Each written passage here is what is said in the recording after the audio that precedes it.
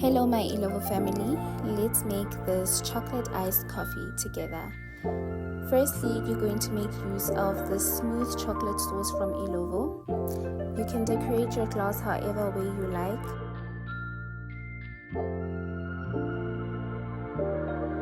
In a small glass, mix 2 tablespoons of instant coffee, 2 tablespoons of sugar depending on how you like it, and add a little bit of warm water.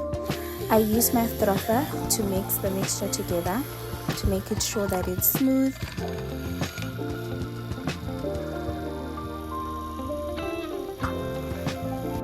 Set aside when you're done, and in your decorated glass add a couple of ice cubes, milk, and then you can pour your instant coffee mixture in your decorated glass.